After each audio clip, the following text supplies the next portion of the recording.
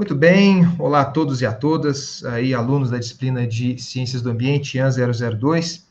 Em função do tema tratado aí, né, nessa nossa aula sobre mudanças climáticas, eu estou tendo a oportunidade, né, de hoje conversar rapidamente com um colega aqui do Instituto de Recursos Naturais, que é o professor Roger Torres, sobre alguns aspectos associados a mudanças climáticas, né? O professor Roger Torres, ele é doutor pelo INPE, exatamente nesse tema, e como uma grande área de pesquisa, ele tem trabalhado com impactos decorrentes das mudanças climáticas, né? Então, para ser uma coisa bem assim, fluida, digamos assim, professor Roger, agradeço a presença e eu começo com a seguinte pergunta. Pode ser talvez meio redundante no contexto que nós vivemos hoje, né? Que mudança climática é quase que um recém-nascido, ele já está acostumado com essa palavra, né?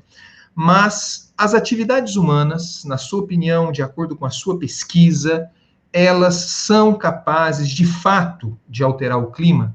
Isso, na sua opinião, é mais um consenso ou é, de fato, uma evidência? Boa tarde, capaz. Muito obrigado aí pelo espaço na sua disciplina, para a gente ter esse diálogo. É um tema que está bastante... Aliás, sempre está atual, né? Porque a cada processo, ou cada fenômeno, né, meteorológico ou climatológico que ocorre, né, sempre essa questão vem à tona, né, seja por chuvas intensas ou um período de estiagem mais intenso, como o que a gente está vivendo agora, né, surge essas incógnitas. As mudanças climáticas, elas são bastante consolidadas, né, como uma evidência científica, né? Só para você ter ideia, o principal órgão, né, que reúne essas informações ao redor do globo, né, e congrega aí muitos, diria milhares de cientistas, né, ao redor do mundo, é o painel intergovernamental de mudanças climáticas, né, do inglês IPCC. E ele é ligado à ONU, né, Organização das Nações Unidas. E ele foi criado lá em 1988, né, então já há bastante tempo, né? Então, ou seja, já em 1988 já existia uma evidência bastante forte, né, dessa influência dos seres humanos no clima, né, a ponto da ONU criar um painel que se dedicasse a reunir, né, estudos e evidências acerca desse tema. E no mês passado, agora, né, o IPCC já lançou o seu 6º relatório de avaliação, contendo ali milhares de páginas. Não é força de expressão, são milhares de páginas mesmo, né? São relatórios bastante densos, e eles se dividem em 3 grupos de trabalho, né? Grupo de trabalho 1, 2 e 3. O 1 é o que acabou de divulgar o relatório, que é as bases físicas, né, das mudanças climáticas. O 2, que creio que deva publicar, né, o relatório no início do ano que vem, ele trata dos impactos, adaptação e vulnerabilidade. E o último, o 3º, né, volume, ele trata mais da parte de mitigação, né, e as tecnologias envolvidas para a gente tentar reduzir, né, essas emissões. Então, ele é um consenso, né, científico bastante forte, assim, né? Hoje em dia, se você pega, né, o relatório, né, do IPCC, vou falar assim, essa atribuição, né, das mudanças climáticas, ou a maior parte delas, né, a maior parte dessas mudanças a questões humanas, ela já é indiscutível, né? Mas é lógico que hoje em dia, né, nós vivemos na era da internet, onde qualquer um pode expor, né, a sua opinião, e isso, como no jargão, né, viraliza, né? Então, às vezes, dá essa impressão de que é um tema que ainda está em discussão, né? Mas só que nós vivemos, né, num tempo bastante complicado, né? Então, existem pseudocientistas que falam que a Terra é plana, né? a gente vive aí nos últimos dias, né, nas últimas semanas, com uma explosão de epidemiologistas, né? Todo mundo dá a sua opinião e cria ali teorias da conspiração. Então, infelizmente, a gente tem que responder, né, algumas questões com relação a isso, mas do ponto de vista científico mais sério, assim, né, é algo bastante consolidado. Agora, para você, né, que acho que a gente vai discutir um pouquinho nessa nossa conversa, para você chegar a inferir determinadas coisas, né, no sistema climático, né, ele é bastante complexo. Isso acaba virando alvo de bastante debate e incertezas associadas aos processos inerentes, né, à atmosfera, os oceanos, etc. e tal. Mas essa interferência humana, hoje, ela é bastante clara. Sim. Em relação a esses últimos aspectos que você colocou, pelo menos a leitura que eu faço, não é? E nós já tivemos a oportunidade de conversar sobre isso, é que no ambiente científico tem aparecido pesquisadores com uma certa reputação, não apenas, né, usando o termo que você colocou, né, mas pesquisadores com uma certa reputação que têm criticado esses modelos climáticos.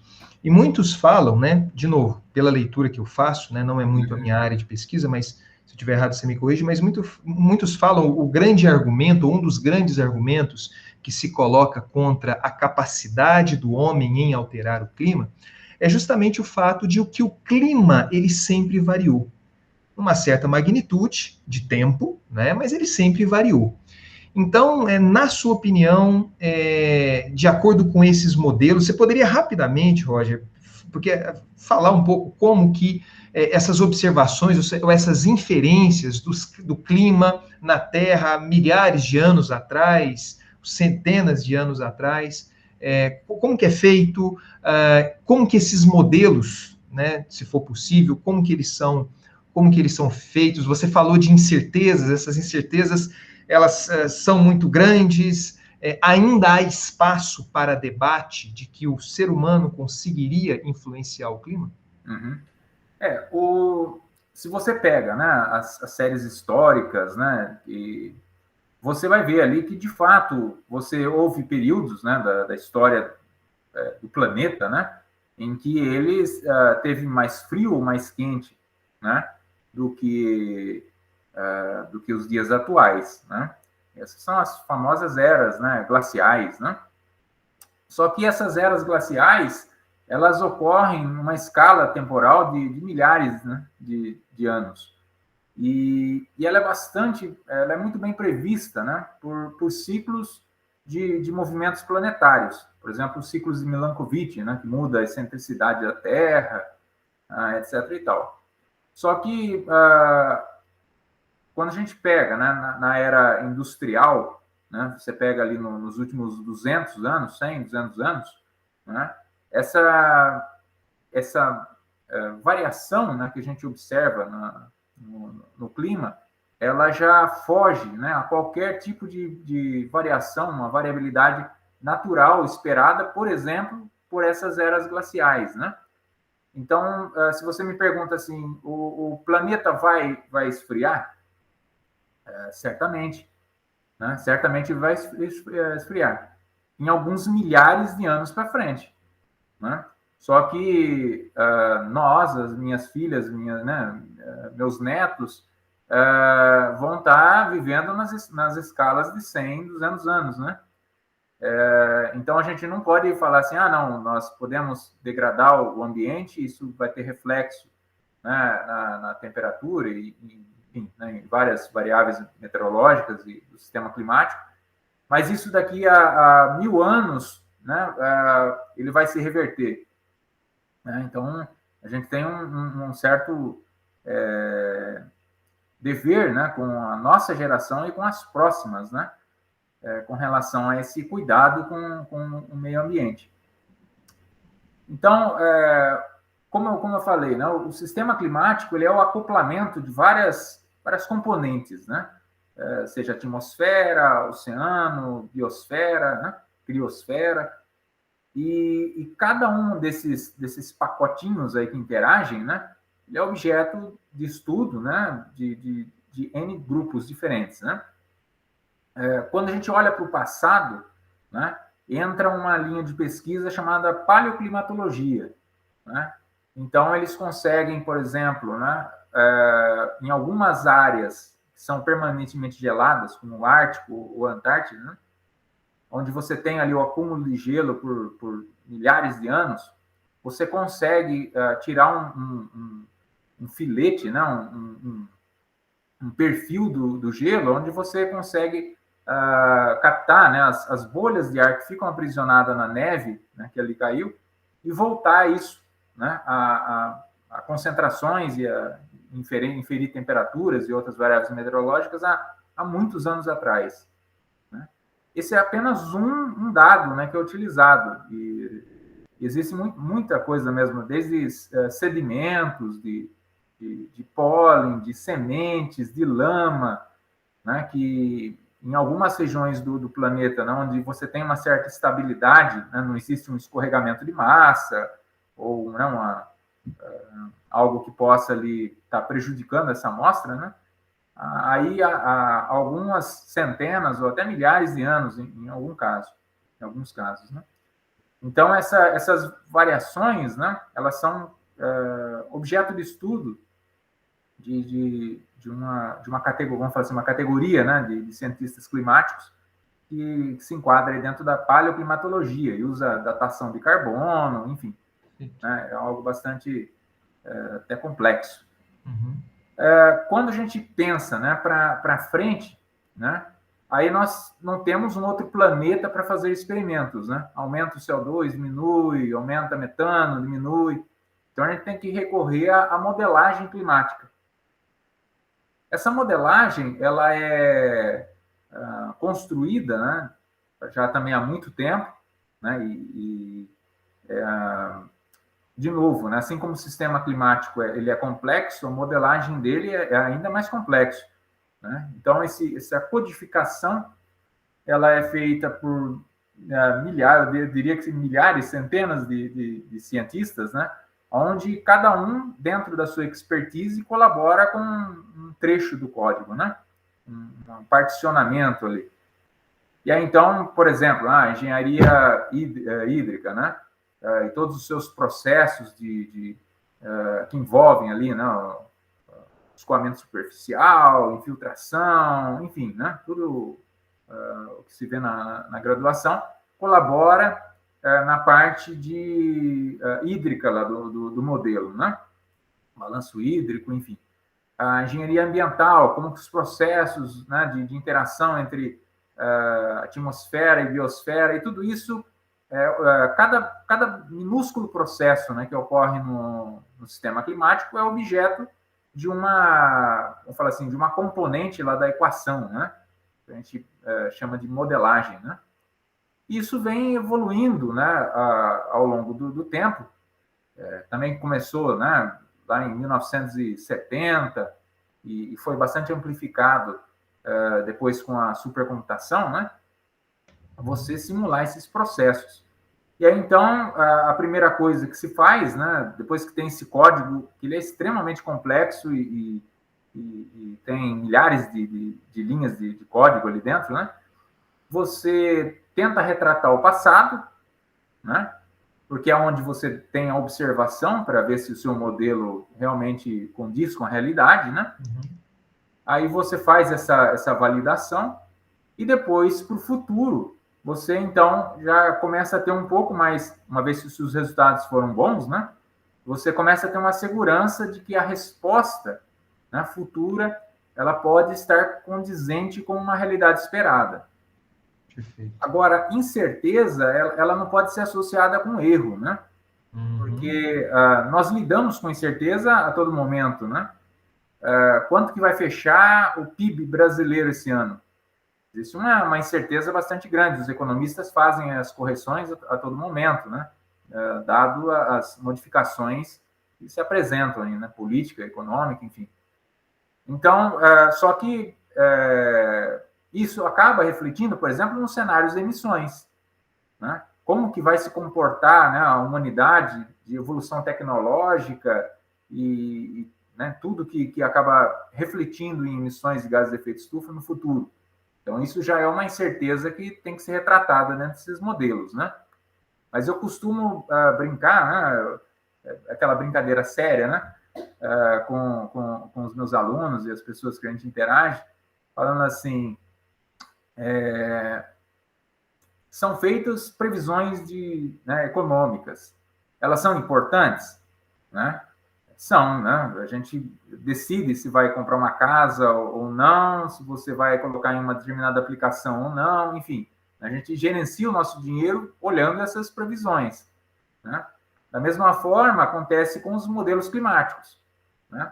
Só que tem uma única coisa que é um ponto a mais para os modelos climáticos. Né?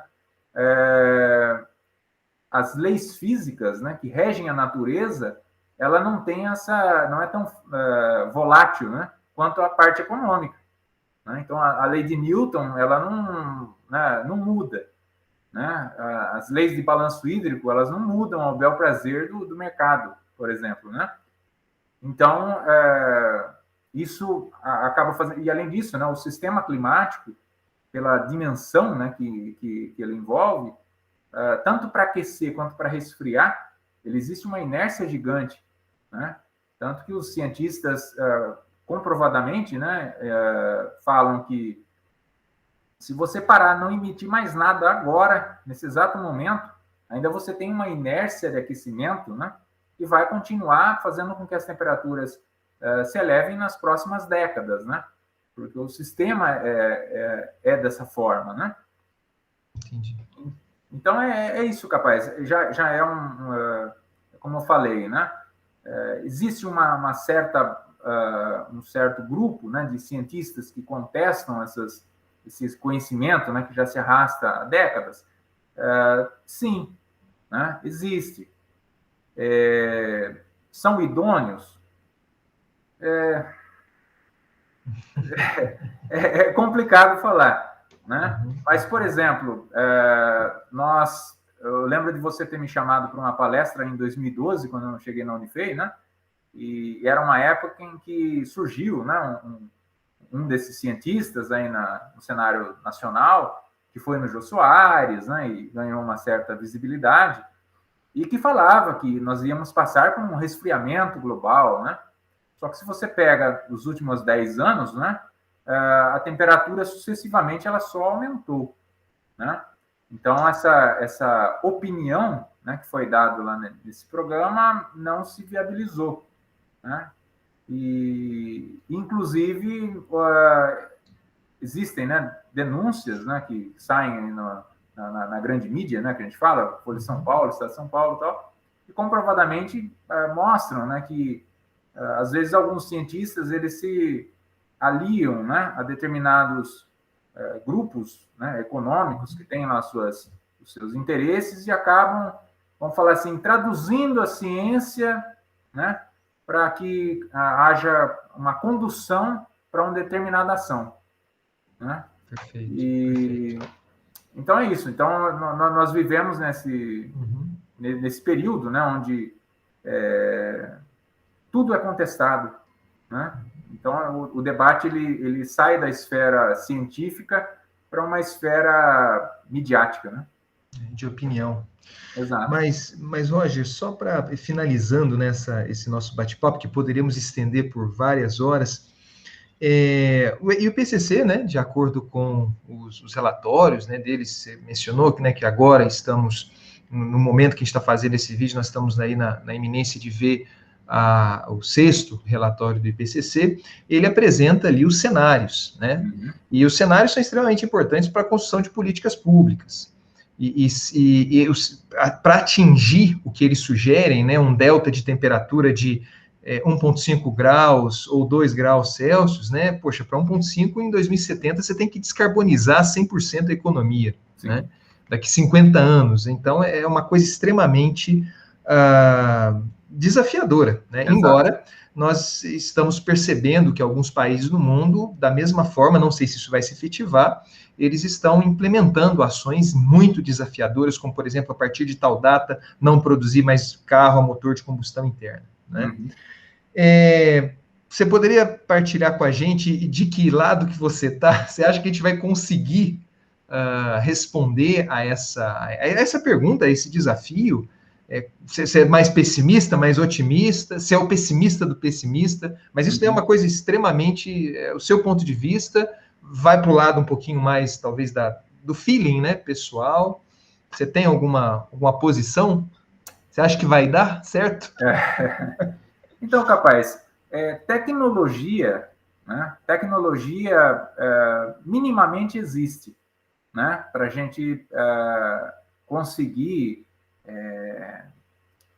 dar uma guinada, né? Nessa evolução de emissões e os consequentes impactos climáticos. Mas só que o mundo, né? Ele é bastante heterogêneo do ponto de vista de percepção de risco, de tomada de decisão, de matizes políticas, né? Então, as COPs, né, as conferências das partes, né, que lidam, né, com essas informações do IPCC a ponto de ter uma tomada de decisão, elas têm uma tarefa bastante complexa, né, bastante complexa mesmo. E se eu sou otimista ou pessimista, eu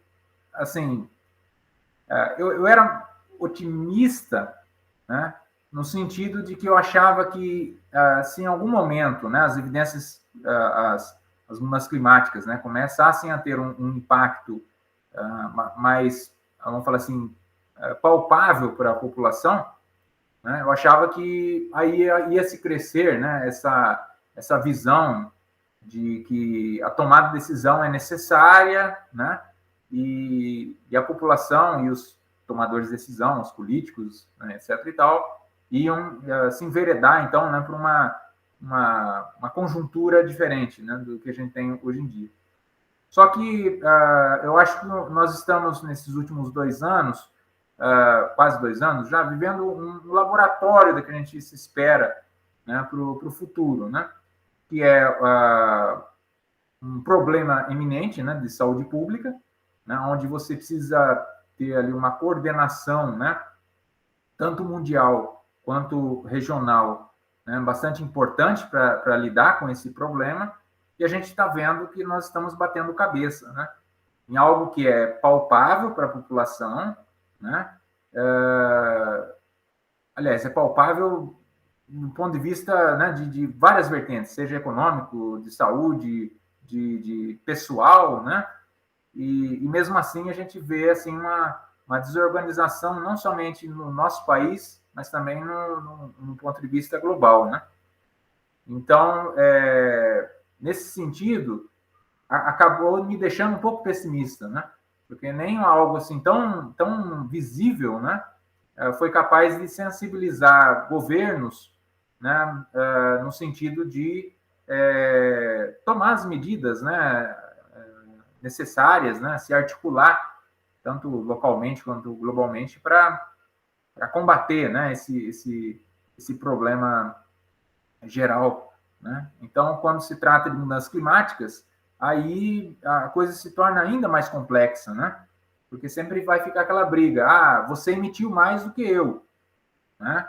Você desmatou mais do que eu, então eu tenho o direito de emitir mais, desmatar mais, né? E além disso, cada território tem a sua